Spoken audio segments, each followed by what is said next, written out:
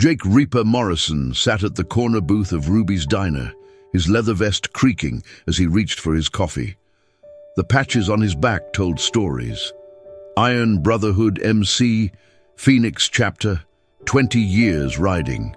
His hands, scarred from engines and road rash, wrapped around the chipped mug with practiced ease. It was Tuesday, 2 p.m., the dead zone between lunch rush and dinner prep. The kind of quiet that let a man think. Behind him, the bell above the door chimed. Jake didn't look up. Footsteps, small, hesitant, approached his booth. Not adult footsteps, a kid, maybe 8, 9 years old. Jake kept his eyes on his coffee, giving the child space to change his mind. Kids were usually terrified of bikers, especially ones who looked like Jake. 6'3", 240 pounds, full beard going grey, ink covering both arms. "Excuse me, sir?" The voice was barely a whisper. Jake looked up. The boy standing beside his table was thin, wearing a faded superhero t-shirt 2 sizes too big. His jeans had grass stains at the knees, but it was his eyes that stopped Jake cold. Old eyes in a young face. Eyes that had seen things no child should see. "Yeah, buddy." Jake kept his voice soft, the tone he used with his daughter before she'd grown up and moved to Seattle. The boy's hand trembled as he extended a folded piece of paper. Could you please read this? When I'm back at my table, please don't say anything loud." Before Jake could respond, the boy turned and walked quickly back across the diner. Jake watched him slide into a booth near the windows, across from a man in his 40s. Cheap polo shirt, thinning hair, the kind of moustache that belonged in a prison rec yard. The man's attention was on his phone, barely acknowledging the kid's return. Jake unfolded the paper. The handwriting was shaky, letters cramped together. "Help me. His name is Derek. He hurts my mum. He hits me. We're in the blue car. Please." Jake's jaw tightened. His hands, which had been steady his entire life, began to shake. Jake read the note 3 more times, his coffee forgotten. 20 years in the Iron Brotherhood had shown him darkness, poverty, addiction, violence that lived in the margins of society. But a child's plea, written in shaky block letters, cut deeper than anything he'd faced on the road. He carefully folded the note and slipped it into his vest pocket, his movements deliberate. Across the diner, the boy sat rigid, staring at his untouched hamburger while the man, Derek, scrolled through his phone with aggressive thumb swipes. The child's body language screamed fear, shoulders hunched, hands in his lap, making himself small. Jake pulled out his own phone and sent a text to Truck, his road captain. "Ruby's diner, need backup, kid situation, now." The response came within seconds. 10 out, 5 minutes. Jake stood slowly, fishing bills from his wallet. He walked to the counter where Ruby herself, 70 years old, sharp as a tack, running this place since Kennedy was president, rang up his check.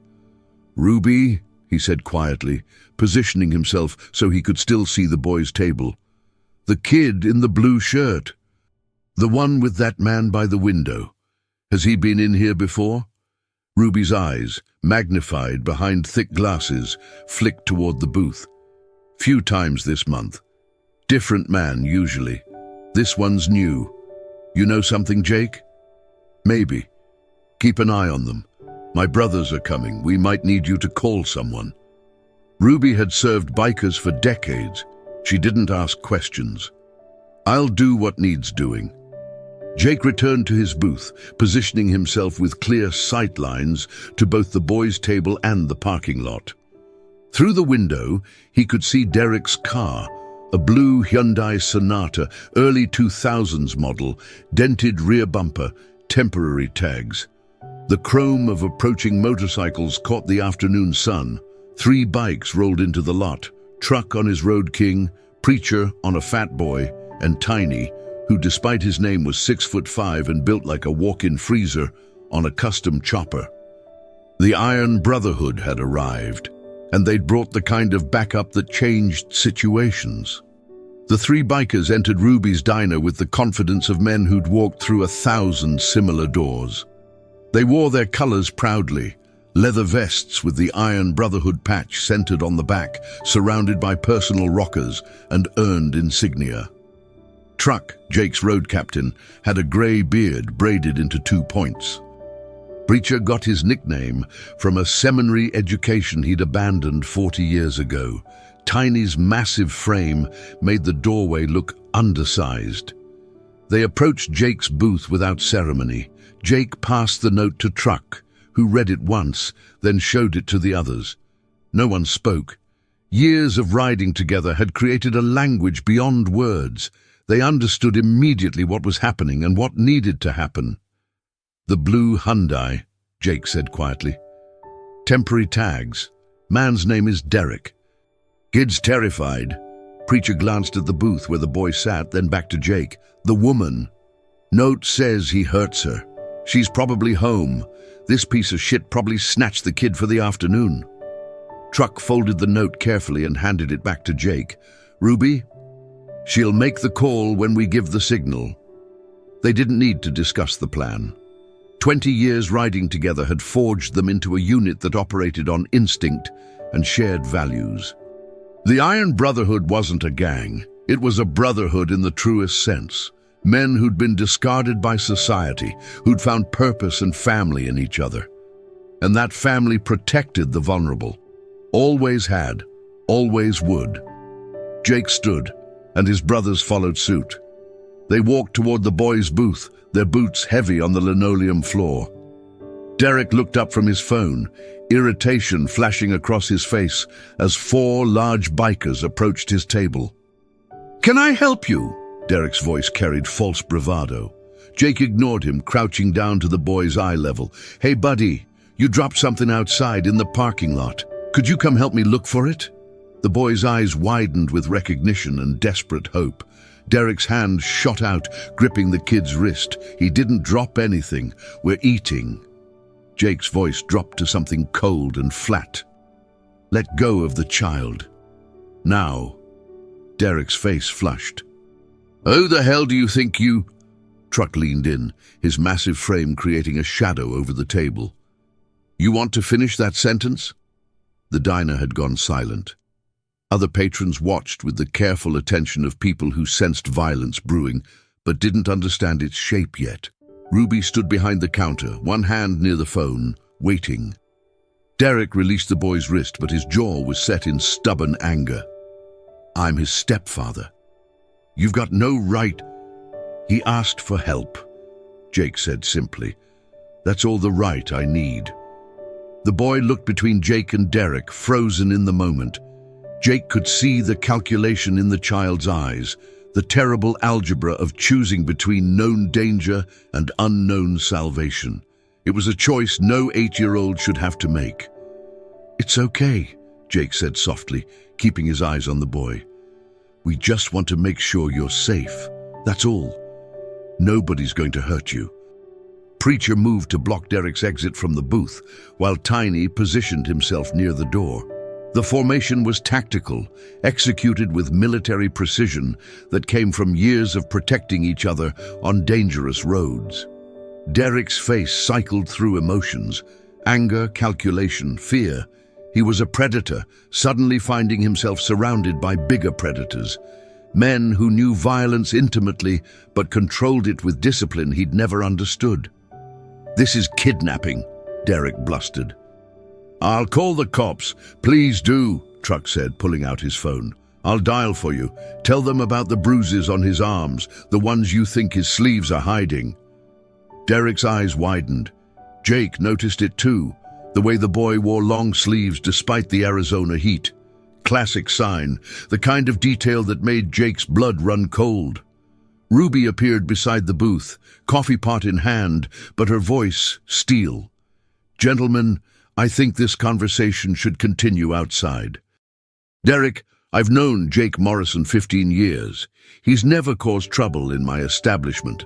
But I've seen you in here 3 times, and each time that boy looked scared. So here's what's happening. You're going to step outside with these men, and we're going to sort this out proper. or I call the sheriff right now and we let him decide." Derek looked around, realizing he had no allies, no escape. "Fine, outside, but this is going to end badly for you bikers." Jake stood back, giving Derek room to slide out of the booth. "Buddy," he said to the boy, "you stay here with Ruby. You're safe now." The parking lot baked under the afternoon sun, heat shimmering off the asphalt. Jake, Truck, Preacher, and Tiny formed a loose semicircle around Derek, who stood near his blue Hyundai with his back to the car. His bravado was crumbling, but dangerous men were often most dangerous when cornered. "This is assault," Derek said, pulling out his phone. "I'm recording this." Truck moved with surprising speed for a man his size, plucking the phone from Derek's hand. "No recordings. This is a conversation between men about how you're going to change your life today." Jake stepped forward, keeping his voice level. "Here's what I know. That boy is terrified of you. His note says you hurt him and his mother. The way he flinches when you move tells me it's been going on a while." "You don't know shit," Derek spat. "That kid's a liar. His mother can't control him." "Stop talking." Jake's voice cut like a blade. "Here's what happens next. You're going to give us the address where that boy and his mother live. Then you're going to get in your car and drive away. You're going to pack your shit and leave town today, right now." Derek laughed, but it sounded hollow. "Or what? You're going to beat me up? Please, I'll press charges so fast." Preacher spoke for the first time, his seminary education evident in his precise diction. "Derek, you fundamentally misunderstand your situation. We're not threatening violence, we're explaining consequences. That boy wrote a note asking for help. That means he's brave enough to testify. His bruises will photograph. His mother will have her own story. And when Child Protective Services and the police get involved, which they will, because Ruby's on the phone with them right now, you're looking at felony charges." Derek's face went pale. "You called the cops? We're law-abiding citizens," Truck said with mock innocence. "We see abuse, we report it. That's our civic duty. But here's your one chance," Jake continued. "You leave now, you disappear. There's a possibility, just a possibility, that the mother doesn't press charges because she's too scared or too broken. You stick around, you fight this, and I promise you, every single one of us will show up at that courthouse. We'll tell what we saw. We'll make sure that boy's story is heard." Derek's defiance collapsed like a punctured tire. His shoulders sagged, and for a moment he looked almost pathetic, a small man whose power came from terrorizing those weaker than himself. "The address," Jake repeated. Derek rattled off an address in West Phoenix, a neighborhood Jake knew. Lower income, transient population, the kind of place where screams went unreported. Truck wrote it down in a small notebook he pulled from his vest. "Now here's the important part," Jake said, stepping closer until he and Derek were separated by less than a foot. "You're going to get in that car. You're going to drive to that address. You're going to pack your belongings, only yours, nothing that belongs to them, and you're going to leave. If I ever hear you've contacted that woman or that boy again, if I hear you've driven down their street, if I hear you've so much as thought about them—" He let the sentence hang. Derek found his voice thin and reedy. "You can't threaten me."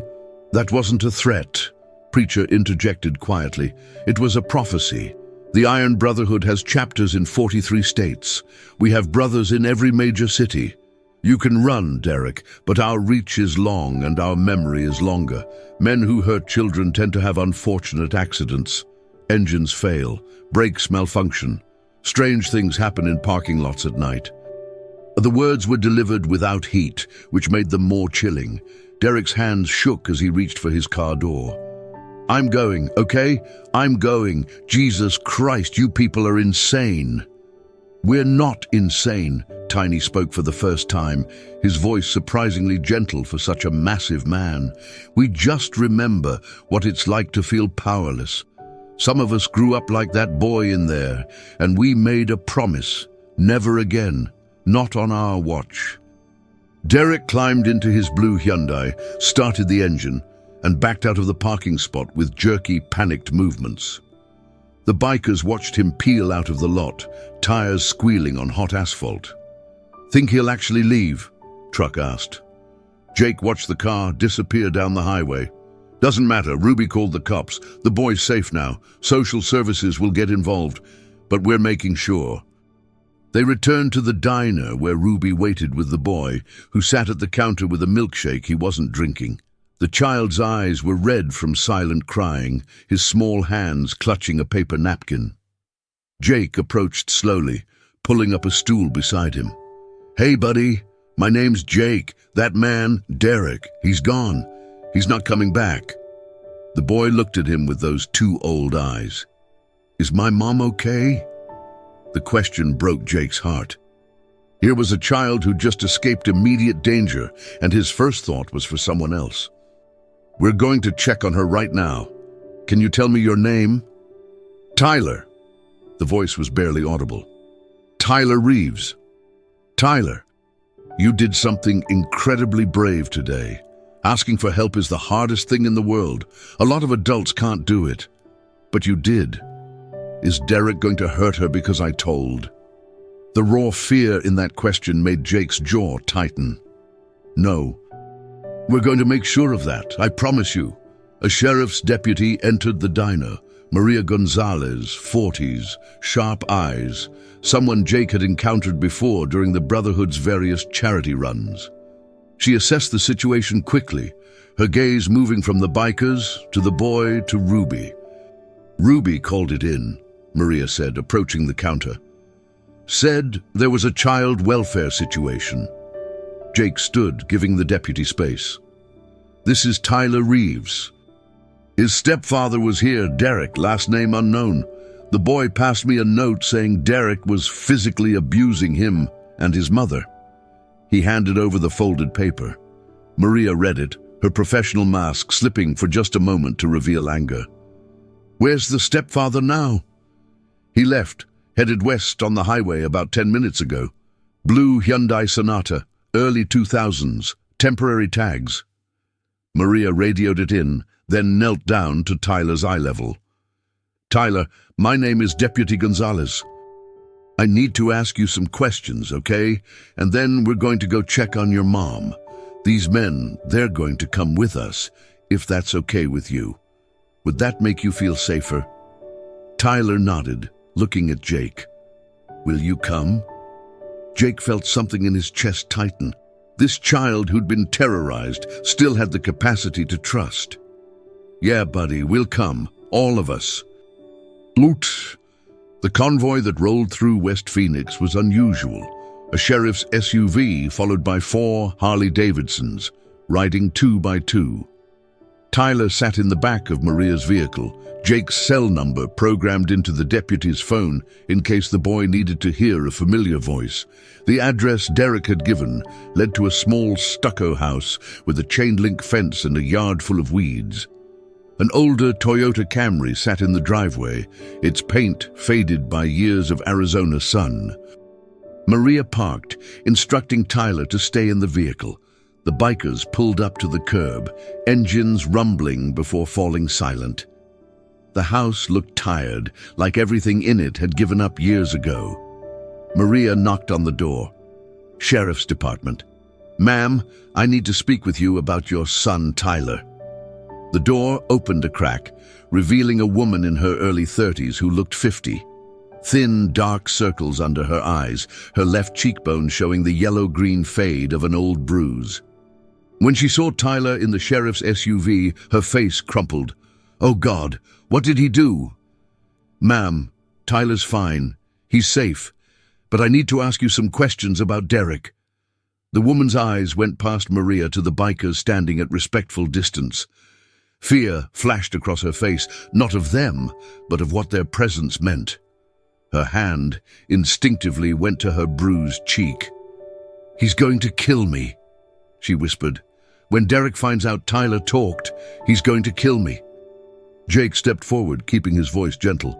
"Ma'am, my name is Jake Morrison, Iron Brotherhood MC. Derek's gone. He's not coming back. And if he tries, we'll know about it. She looked at him with hollow eyes. You don't understand. He always comes back. They always come back. Truck moved to stand beside Jake. Not this time. We've dealt with men like Derek before. He's a coward. Cowards run when they meet real resistance. Can we come in? Maria asked. I need to document injuries, and we need to talk about next steps. CPS is en route. The woman, who gave her name as Sarah Reeves, led them inside. The house was clean but sparse, furniture that looked third-hand, walls that needed paint. Photos of Tyler at various ages lined one shelf, his smile growing smaller and more forced in each successive picture. Sarah's hands shook as she sat on the worn couch. Deputy Gonzalez conducted the interview with practiced professionalism, documenting Sarah's statement about 18 months of escalating abuse. Derek had seemed charming at first, helpful, attentive. Then came the controlling behavior, who she could see, where she could work, how she spent money. Then the first slap, then the first punch, then the pattern became routine. Tyler had tried to protect her, which only made Derek focus on him too. Sarah spoke in a monotone, the voice of someone who'd told this story to herself so many times it had lost emotional weight. Jake and his brothers listened from the kitchen, staying out of the way, but present. When a CPS caseworker arrived, a middle-aged black woman named Carmen, who'd clearly seen this scenario 100 times, the conversation shifted to practical matters. Where would Sarah and Tyler stay tonight? What resources were available? What came next? Do you have family, friends? Carmen asked. Sarah shook her head. Derek isolated us. Said my friends were a bad influence. My mom's in Tucson, but we haven't talked in a year. Jake exchanged looks with Truck. Without speaking, they reached a decision. Mom, Jake said, stepping into the living room. The Iron Brotherhood has resources. We run a shelter. Well, it's more of a safe house. For situations like this, women and kids who need to disappear for a while, it's not fancy, but it's secure. And it's free. Carmen looked at him with surprise. I didn't know the Brotherhood operated a shelter. Most people don't. We keep it quiet for obvious reasons, but we've been running it for 8 years, had about 40 families through, all of them safe, all of them relocated if they chose to be. Sarah's eyes filled with tears. I can't afford. It's free, Truck interrupted gently. The Brotherhood funds it through our charity events, poker runs, bike shows, that kind of thing. All we ask is that you use the time to get on your feet. Get a job, save money, make a plan. Preacher added, we have connections, employment agencies, legal aid, therapists who specialize in trauma, everything you need to rebuild. Sarah looked at Tyler, who'd been brought inside and sat clutching a glass of water. What do you think, baby? Do you want to go somewhere safe? Tyler looked at Jake. Will you be there? Not all the time, Jake said honestly, but my brothers and I will check in, and you'll have our numbers. You ever feel scared? You call, day or night. The safe house was a modest 2-story building in Scottsdale, hidden behind a commercial plaza. From the outside, it looked like office space. Inside, it had been converted into 6 small apartments, each with a bedroom, bathroom, and kitchenette. Security cameras monitored all entrances. The manager, a former domestic violence survivor named Linda, had a concealed carry permit and a direct line to a private security firm the Brotherhood contracted. Sarah and Tyler were given apartment 3. Linda showed them around. Basic furniture, a TV, a stocked refrigerator, clean sheets on the bed. You stay as long as you need, Linda said. No one knows this address except residents and Brotherhood members. Your mail goes to a P.O. box. You don't tell anyone where you are, not even family, until you're sure it's safe. Jake and his brothers helped carry in the few belongings Sarah had hastily packed. As they worked, Jake noticed Tyler following him, maintaining close proximity like a shadow. When they finished, Jake knelt down to the boy's level. "You're going to be okay here. Linda's tough. She won't let anything happen to you or your mom." "Are you leaving?" The question held abandonment anxiety that Jake recognized from his own childhood. "Yeah, buddy, we've got to go, but..." He pulled out his wallet and extracted a card with the Iron Brotherhood logo and a phone number. "This is my personal cell. You call me anytime. If you're scared, if you need to talk, if you just want to tell me about your day, I'll answer." Tyler took the card with reverent care. "Why did you help us?" Jake sat back on his heels, considering the question. How do you explain to an 8-year-old the complexity of brotherhood, the code that governed their lives, the debts owed to the universe for second chances? "Because somebody helped me once," Jake said finally, "when I was not much older than you. And they taught me that real strength isn't about being the biggest or the toughest. It's about standing up for people who can't stand up for themselves." "Were you scared when you were little?" "Terrified, every day." "But you're not scared now." Jake smiled. "I'm still scared sometimes, but I learned that being scared and being brave aren't opposites. Brave is being scared and doing the right thing anyway, like you did today." Tyler processed this, then suddenly hugged Jake with the fierce desperation of a child who'd been drowning and just reached shore. Jake returned the embrace, feeling the boy's thin frame shake with silent sobs. Over Tyler's shoulder, he could see Sarah watching from the kitchen, tears streaming down her face. 6 months later, Jake pulled into the parking lot of Lincoln Elementary School just as the final bell rang. Children poured out of the building in a chaotic flood of backpacks and shouted goodbyes. He spotted Tyler immediately, taller now, healthier, running across the playground with 3 other boys, actually laughing. Jake watched from his bike, helmet in hand, waiting. Tyler saw him and his face lit up. He said something to his friends, then jogged over, a Spider-Man backpack bouncing on his shoulders. "Jake, you came!" "Told you I would. How was the test?" "I got a 92. Mrs. Patterson said it was the highest score in the class." Pride radiated from every word. Jake had been tutoring Tyler in math for the past 4 months, stopping by the safe house twice a week. What had started as obligation had become genuine friendship. "That's outstanding, buddy. You've been working hard." Sarah approached from where she'd been waiting near the school entrance. She looked transformed, healthy weight, clear eyes, confidence in her posture. She'd gotten a job as a medical billing specialist, saved enough for a security deposit, and was scheduled to move into her own apartment next week. "Jake, thank you for coming. Tyler talked about nothing else all day. Wouldn't miss it." They walked to Sarah's used Honda, purchased with help from the Brotherhood's emergency fund, and Tyler climbed into the back seat. Before closing the door, he looked at Jake. "Are you coming to my birthday party? It's Saturday. Mom said I could invite you and Truck and everyone." "We'll be there," Jake promised. As they drove away, Truck pulled up on his bike, watching the Honda disappear into traffic. "Kids doing good?" "Yeah," Jake said. "They both are." "You did that." Jake shook his head. "We did that. The Brotherhood did that." Truck was quiet for a moment, then asked, "You ever think about what would have happened if the kid hadn't slipped you that note?